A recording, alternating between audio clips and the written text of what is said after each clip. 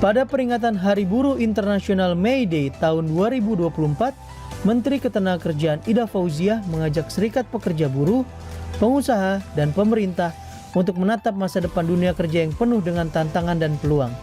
Dengan tema May Day 2024, Kerja Bersama Wujudkan Pekerja Buruh yang Kompeten, pemerintah berupaya meningkatkan kompetensi pekerja buruh agar tetap tangguh di era digital yang terus berubah.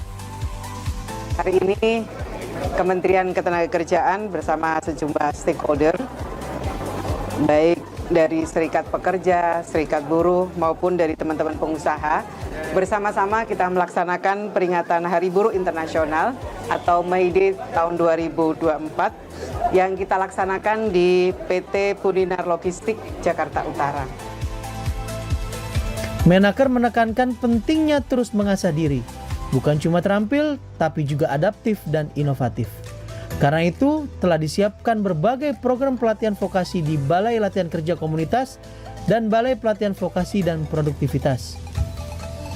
Pada May Day ini, pemerintah juga meluncurkan Keputusan Menteri Ketenagakerjaan Nomor 76 Tahun 2024 tentang Pedoman Pelaksanaan Hubungan Industrial Pancasila yang menekankan prinsip-prinsip kerja bersama yang harmonis dan produktif.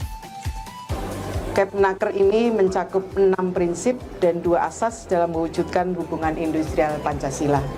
Diawali tadi ada komitmen dari 7 perusahaan yang diwakili oleh manajemen maupun serikat pekerja buruh berkomitmen untuk membangun hubungan industrial Pancasila.